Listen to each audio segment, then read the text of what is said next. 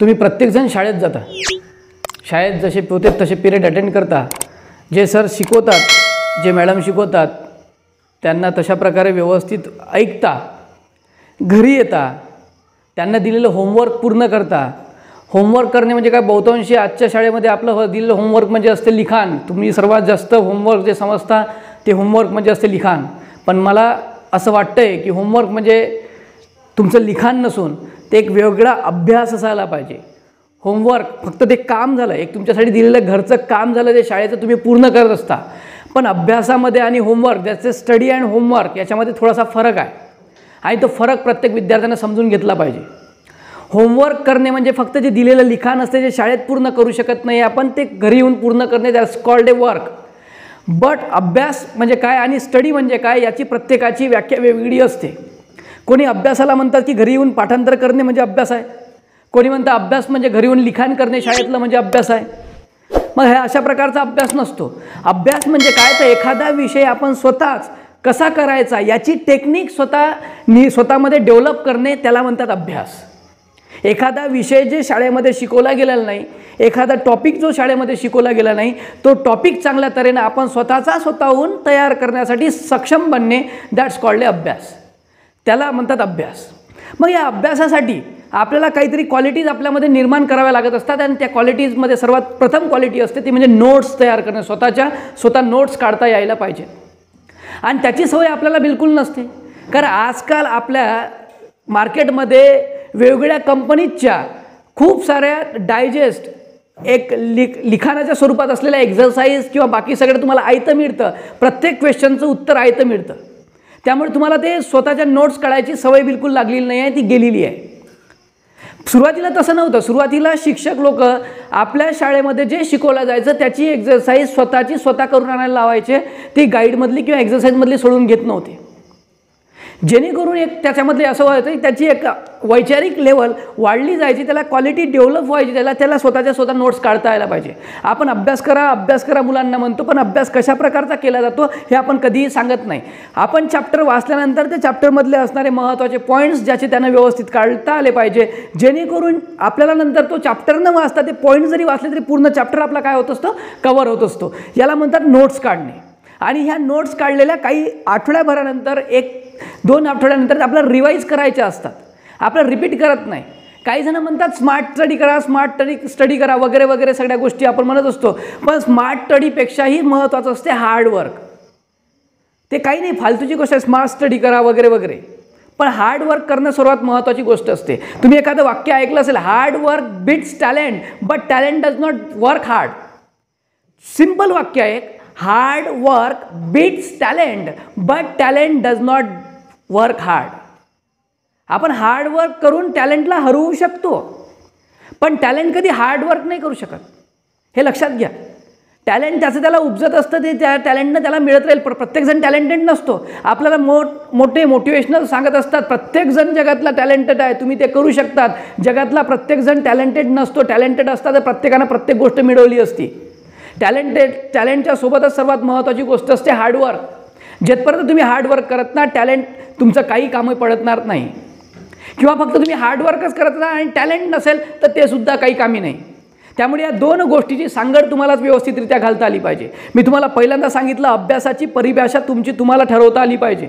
अभ्यास म्हणजे फक्त लिखाण नसतो, किंवा अभ्यास म्हणजे केलेला LW किंवा CW मध्ये दिलेला LW नसतो, क्लासवर्कमध्ये दिलेला होमवर्क नसतो तो. हे लक्षात ठेवा. अभ्यास ज्याचा त्यांना स्वतःला डेव्हलप करायचा असतो, स्वतःसाठी स्वतःचा 1 घंटा देऊन स्वतःला डेव्हलप करणे, दॅट्स कॉल्ड ए अभ्यास, स्टडी.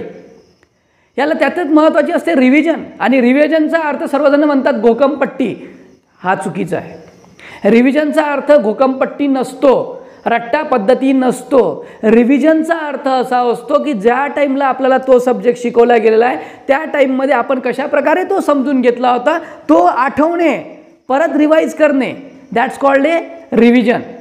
पण आपण रिव्हिजनला घेतलं, आपली डेफिनेशन असते एखादी, आपण बसतेच रटत जाणं, त्याला रिव्हिजन म्हणत नाही. हे लक्षात ठेवा. ते रट्टापद्धती आणि ते काही काळाने विसरत असतो. आणि विसरणं काही चुकीची गोष्ट नाही, प्रत्येकजण विसरतो, ह्युमन नेचर आहे, त्यामुळे विसरणं काही वाईट नसते. पण आपल्याला काही काळापर्यंत ते आपल्याला डोक्यामध्ये असणं आवश्यक असते. एखादी गोष्ट आपली एक्झाम देईपर्यंत निदान आपल्या डोक्यामध्ये असली पाहिजे. इंटेन्सिटीनं ते आपल्याला वाचणं महत्त्वाचं असते, जेणेकरून आपल्या लक्षात राहील. आणि मी तुम्हाला सांगतोय की आपल्याला प्रत्येकाच्या बॉडीमध्ये सेल्स आहेत, प्रत्येकाची बॉडी सेलपासून तयार झाली आहे, प्रत्येकाच्या बॉडीमध्ये न्यूक्लियस आहे. आणि या न्यूक्लियस म्हणजेच काय, तर ते केंद्रक जे या सेलचं मेटाबॉलिझम पूर्ण कंट्रोल करत असतो. म्हणजे त्याला एक प्रकारचं काय, मेंदू आहे, ब्रेन आहे. मग या ब्रेनचा आपण प्रत्येक सेलच्या ब्रेनचा आपल्याला उपयोग करता आला पाहिजे. प्रत्येक विद्यार्थ्याला ते करून घेता आलं पाहिजे. जर ते करता येत असेल त्यालाच म्हणतात काय, की आपल्या संपूर्ण शरीरावर आपला कंट्रोलच नाही. म्हणजे कुठल्याही प्रकारचं डिस्ट्रॅक्शन तुम्हाला आजूबाजूला दिसत असेल, त्या डिस्ट्रॅक्शनकडे लक्ष न देता तुमचा अभ्यास तुम्हाला काटेकोरपणे करता आला पाहिजे. एक लक्षात ठेवा, सक्सेसकडे जाणारा रस्ता नेहमी नॅरो असतो. ना आपल्याला इकडे बघता येते, ना इकडे बघता येते, ना मागं बघता येते, ना पुढे बघता येते.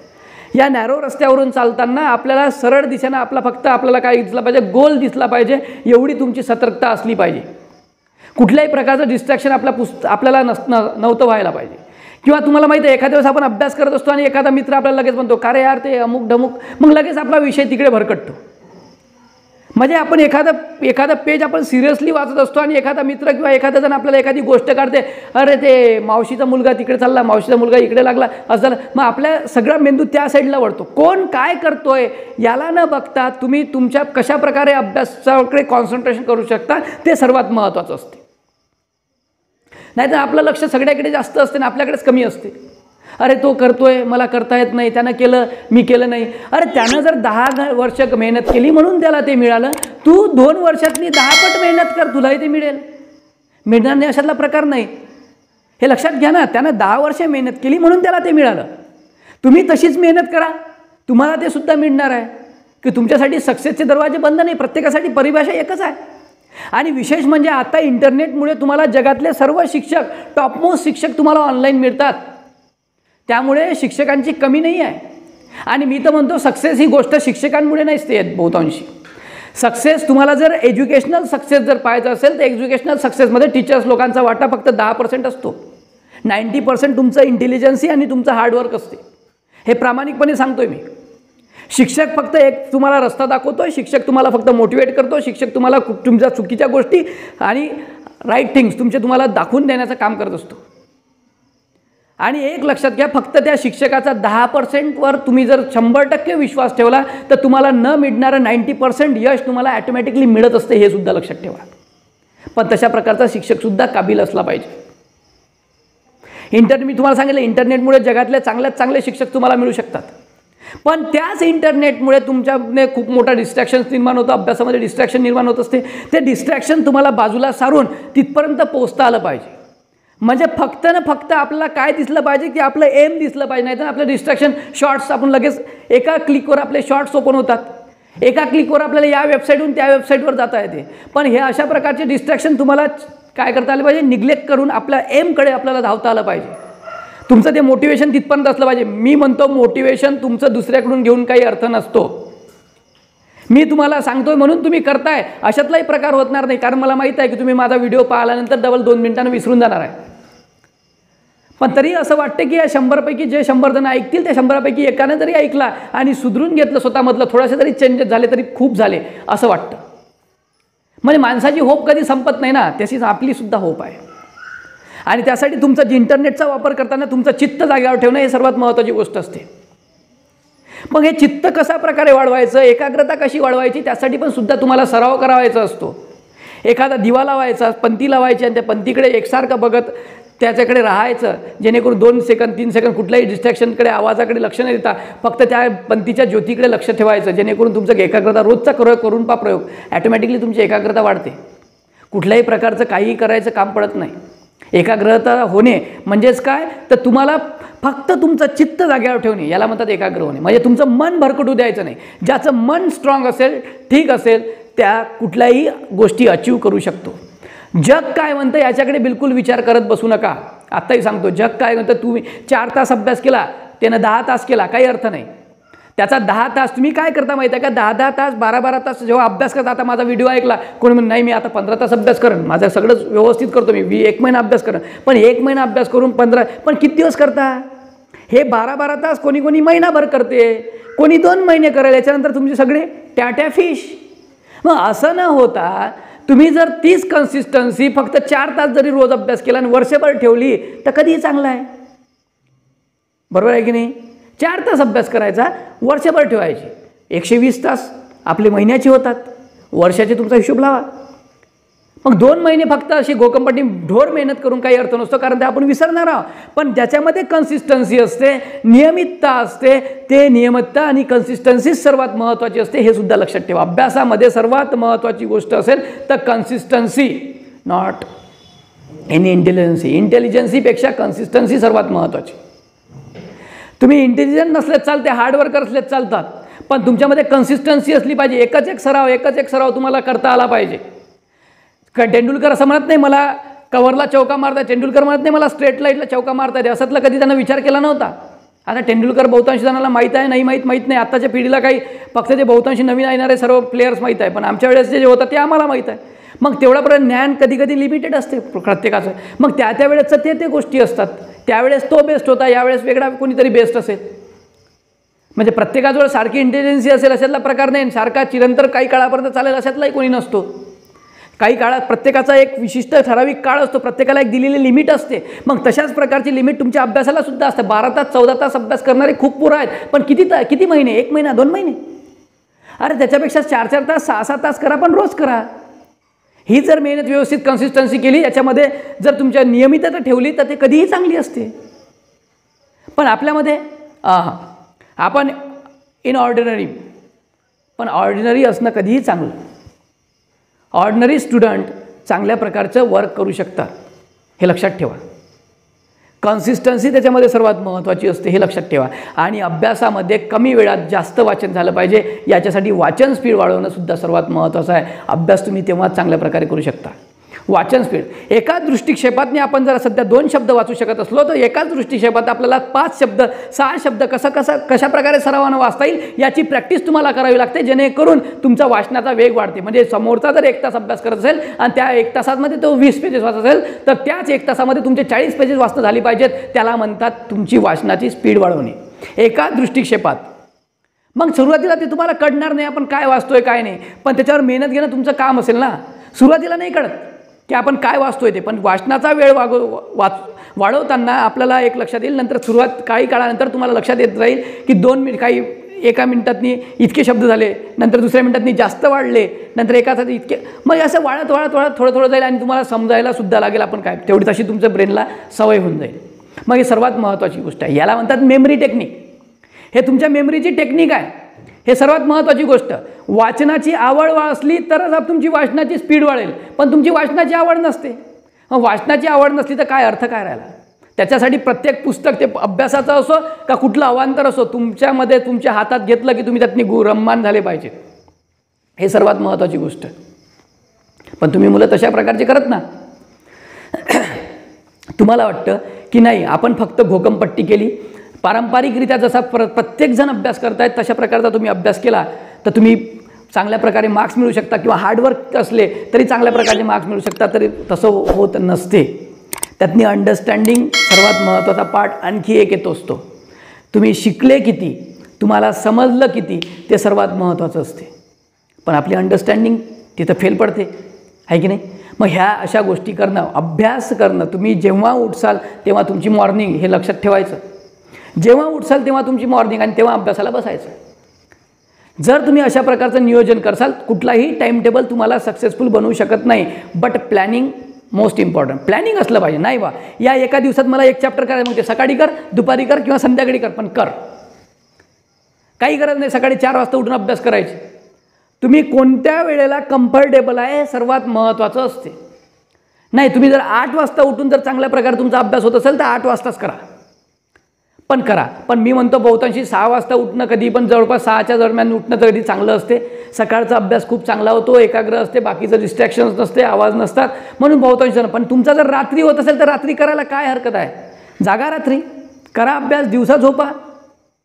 जशा प्रकारे तुम्हाला अभ्यास करता येईल तशा प्रकारचे करा. काही गरज नाही सकाळी उठून अभ्यास करायची. मी म्हणतो ते फालतू आहे. तुमचा ब्रेन जर कम्फर्टेबल नसेल, 12 तास अभ्यास करत असेल, तुमचा ब्रेन कम्फर्टेबल नसते तर त्याला कशाला तुम्ही दुखवता. 4 तासात तुम्हाला आनंद मिळून तुम्ही अभ्यास करत असाल तर तुम्ही सक्सेसफुल होऊ शकता. पण 12 तास अभ्यास करून ढोर मेहनत करून काही अर्थ नसतो. त्याला हार्डवर्क नाही म्हणत. त्याला स्वतःवर जबरदस्ती करणे म्हणतात. स्वतःवर जबरदस्ती करत बसू नका. अभ्यासाच्या बाबतीत स्वतःवर जबरदस्ती करसाल, नाही बा तो 12 तास करतोय म्हणून मी सुद्धा 12 तास अभ्यास करणार आहे, तर हे जिद्दी पेटून एकमेकावर जेलस होऊन अभ्यास कधी होत नसतं. दुसऱ्याला सोबत घेऊन अभ्यास करा, पा तुमचा अभ्यास त्याच्यापेक्षा चांगला होतो. हे सर्वात महत्त्वाचं आहे. आत्तापर्यंत मी तुम्हाला जे जे पॉईंट सांगितले ते पॉईंट जर तुम्ही फॉलो केले तर आयुष्यात कोणीही तुम्हाला सक्सेसफुल होण्यासाठी वाचवू शकत नाही. सक्सेसफुल बनसाल म्हणजे बनसाल, एवढं नक्की सांगतो. तुम्हाला सक्सेस मिळणार म्हणजे मिळणारच. त्यासाठी फक्त एकच गोष्ट करायची, आजूबाजूचा काय करतोय याच्याकडे लक्ष न देता तुम्ही स्वतःच्या रस्त्यावर फोकस करा, स्वतःच्या मार्गावर चला. तुम्हाला तुमचा मार्ग नक्की मिळेल, तुम्हाला तुमचा गोल नक्की मिळणार आहे. कुठल्याही प्रकारचं डिस्ट्रॅक्शन, इंटरनेट वापरताना बहुतांशी बाकीचे ॲप्स वापरायचे नाही, हे लक्षात ठेवा. हे सर्वात मोठं टाईम कन्झ्युम आहे. तुम्ही मला माहीत असेल, एक गोष्ट सांगतोय, तुमचा आत्ताचा 5 मिनटं तुम्हाला वाटते चला 5 मिनटं शॉर्ट्स पाहिलं काय बिघडू राहिलं. अरे 5-5 मिनटं करून तुमच्या आयुष्याचा तुम्ही कितीतरी टाईम बर्बाद करत असता, हे सुद्धा लक्षात ठेवा. सध्या तर तुम्हाला वाटते 5च मिनटं आहे, 5 मिनटं नसतात रे ते. त्याचे 5 मिनटाचे 5 तास कधी होतात कळत नाही. त्याची तुम्हाला सवय लागते, ॲडिक्शन बनते, आणि ते सवय आणि ॲडिक्शन तुम्हाला घेऊन डुबवत असते. कधी कुठल्याही गोष्टी जशा प्रकारे तुम्ही बाकीच्या गोष्टीची सवय लावता, ॲडिक्शन लावता, तीच ॲडिक्शन किंवा सवय तुम्ही वाचनाची लावा, अभ्यासाची लावा. अभ्यास म्हणतोय मी, स्टडी म्हणतोय, होमवर्क म्हणत नाही. हे लक्षात ठेवा. होमवर्कची परिभाषा माझ्यासाठी वेगळी आहे. ते मला तर वाटते अभ्यासाच्या बाबतीत तो शब्दच चुकीचा आहे, नसलाच पाहिजे तो. म्हणून अभ्यासाचं नियोजन हे प्रत्येक स्टुडंटला स्टडी शेड्यूल स्वतःचं बनवून स्वतः करता आलं पाहिजे. मी टाईम टेबल म्हणत नाही, स्टडी शेड्यूल म्हणतोय, हे पण लक्षात ठेवा. मग हे ज्याला जमेल तो चांगल्या प्रकारे करू शकतो. आणि याच्यामध्ये सर्वात महत्त्वाचं म्हणजे आरामाला जागा नाही.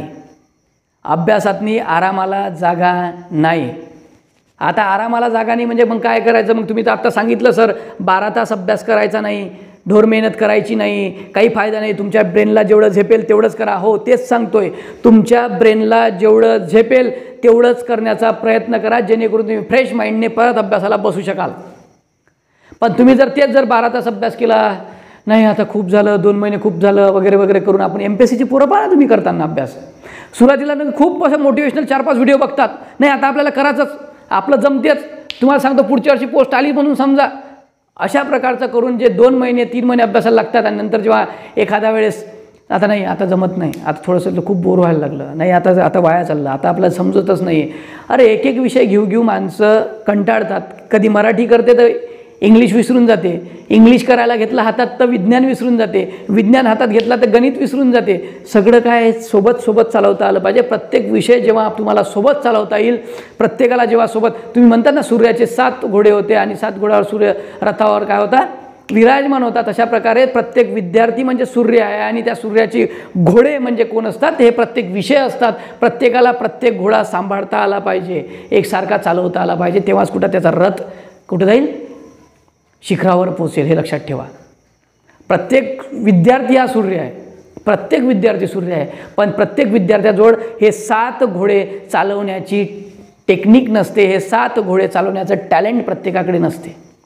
प्रत्येकजण ते शिकलेलं नसतं, आणि ते एकदम शिकवलं जात नाही. कुठलाही शिक्षक तुम्हाला हे शिकवत नाही, हे तुम्हाला स्वतःला डेव्हलप करावं लागेल.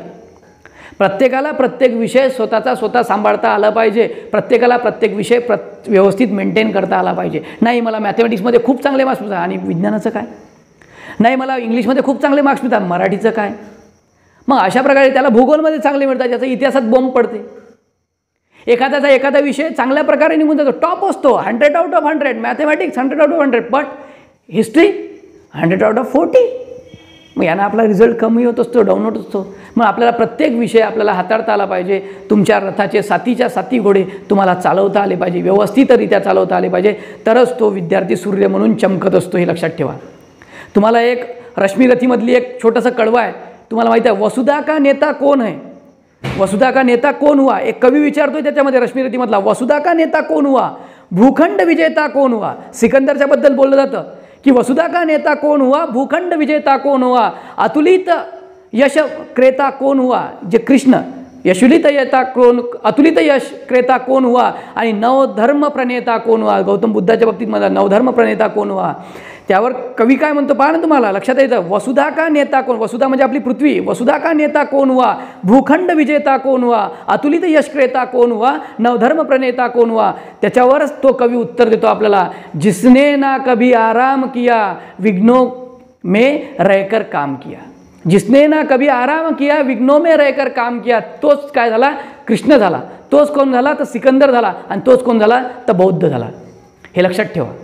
म्हणजे ह्या सगळ्या गोष्टी जर तुम्हाला मिळवायच्या असेल तर त्यासाठी तुम्हाला आराम नावाची गोष्ट त्यागावी लागेल. आता आराम त्यागावी लागेल म्हणजे काय करायचं, तुम्ही जेव्हा झोपता त्यावेळेससुद्धा तुमच्या डोक्यामध्ये विचार असला पाहिजे की आता उठून आपल्याला पुढचं प्लॅनिंग तयार असलं पाहिजे. आता उठल्यानंतर आपल्याला काय करायचं आहे, त्याला म्हणतात आराम त्यागणे. तुमच्या शरीराला लागते तेवढाच आराम तुम्हाला घ्यावाच लागेल. हो, तुम्हाला आवश्यक आहे तेवढी झोप तर तुम्हाला घ्यावीच लागेल.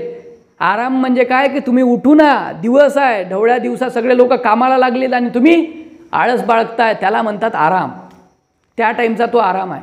पण जे तुम्हाला रात्रीचे करतात किंवा जे तुमची झोप आवश्यक आहे ते तर तुमचं काय झालं, तुमच्या शरीराला दिलेली काय झाली, ती एक ऊर्जा मिळवण्यासाठी दिलेला काय झाला, थोडासा विश्राम झाला. आलं लक्षात. इथं आरामचा अर्थ असतो की बाकीचे वर्किंगला आहे आणि तुम्ही झोपू ना, त्याला आराम म्हणतात. हे आराम पाहिजे. जिसने ना कभी आराम किया विघ्नों में रहकर काम किया, वसुधा का नेता वही हुआ, भूखंड विजेता वही हुआ और अतुलित यशक्रेता वही हुआ, नवधर्म प्रणेता भी वही हुआ. हे सुद्धा लक्षात ठेवा. त्यामुळे तुम्हाला ह्या सगळ्या गोष्टी जर अचीव करायच्या असतील तर अभ्यास कसा करायचा, ह्या स्वतःची कला स्वतः डेव्हलप करावी लागेल. मी तुम्हाला सांगितलं नोट्स काढा, रिव्हिजन करा. प्रत्येकजण सांगते नोट्स काढा, पण कशा प्रकारच्या काढायच्या ते कोणी सांगत नाही. रिव्हिजन करा, पण रिव्हिजनचा अर्थ म्हणजे घोकमपट्टी, हे लक्षात ठेवा. असं नसतं कधी. घोकमपट्टी करत बसू नका, ती जास्त वेळ लक्षात राहत नाही. आणि एक तुम्ही पहा ना, एखाद्या वेळेस एखादा निबंध आपल्याला शाळेमध्ये म्हणायचा असतो, 15 ऑगस्टच्या दिवशी 26 जानेवारी आणि लहान मुलं लोक घोकमपट्टी करत बसतात आणि नंतर 8-10 दिवसांतर विचारलं तर विसरून जातात. पण तेच जेव्हा एखादा कार्टूनमधलं एखादं गाणं जे असते किंवा एखाद्या मोबाईलवरचं गाणं असते ते स्वतःच्या आवडीनं ऐकते, रिवाईज करते, ते कधीच विसरत नाही. कधी म्हणायला म्हणते तो. हे साधी आणि सरळ गोष्ट आहे, ती गोष्ट समजायला पाहिजे. साधी आणि सरळ गोष्ट आहे, ती कधी पण समजायला पाहिजे तुम्हाला. म्हणजे हे जे आपल्याला तुम्हाला सांगतोय ह्या सगळ्या गोष्टी लाईटली घेऊ नका. मला माहीत आहे यातले बहुतांश जण हे व्हिडिओ ऐकल्यानंतर म्हणतील सर्वजण हे सांगतात यातनी काय नवीन आहे. पण प्रत्येकाने याच्यामधून थोडंसं 1-2 गोष्टी जरी घेतल्या तरी कुणाचं किती आयुष्य चेंज होईल याचं सांगता येत नाही. मी तुम्हाला पहिलेही सांगितलं, कुठलाही शिक्षक तुम्हाला 100% सक्सेसफुल बनवू शकत नाही. 10% शिक्षकाचं योगदान तुमच्या यशामध्ये असते, हे तेवढंच खरं आहे. पण ते 10% म्हणजे तुमच्या 99.99 जे असणार आहे पुढचे, त्या 99.99साठी असणार लागणार आहे जे यशाचा पूल आहे, ते यशाचा पूल घालून देत असतात. अशा प्रकारचे शिक्षक नेहमी सोबत ठेवा. एवढं बोलतो. हार्डवर्क, आणि तुम्हाला शेवटचं सांगतोय, hard work beats talent but talent does not work hard. त्यामुळे हार्डवर्क आणि टॅलेंट याची सांगड कशी घालता येईल हे सर्वात महत्त्वाचं आहे आणि ते तुम्ही करसाल असं वाटते. म्हणून अभ्यास कसा करावा याबद्दलच्या प्रत्येक प्रश्नाचं उत्तर तुम्हाला आता मिळालं असेल असं मला वाटते. त्यामुळे अभ्यासाच्या बाबतीतला अभ्यासाच्या बाबतीतली भीती मनामधून काढून टाका. अभ्यास कसा करायचा ह्या स्वतःचीच कला स्वतः डेव्हलप करा. टाईम टेबलच्या फंदात पडू नका. हे सिलेबस वापरू का ते पुस्तक वापरू का ते पुस्तक वापरू, 1756 पुस्तकं हातात घेऊ नका. एकच घ्या, एकाचाच फडशा पाडा, जे होईल ते करा आणि फार डालेंगे असं म्हणून कामाला लागा. उद्याचा दिवस तुमचा आहे आणि तुमचाच राहील. तुम्ही या देशाचे भविष्य, आणि हे भविष्यच हा देश सूर्यासारखा वरतं चमकू. कारण तुम्ही सूर्य होणार. तुमच्यासारखे छोटे तरुण, तुमच्यासारखे जे तरुण आहेत ते जर छोटे छोटे सूर्य बनलेत तर आपला हा देश जगातला सर्वात मोठा काय बनेल, चमकता तारा बनेल. बस एवढं सांगतोय. जय हिंद.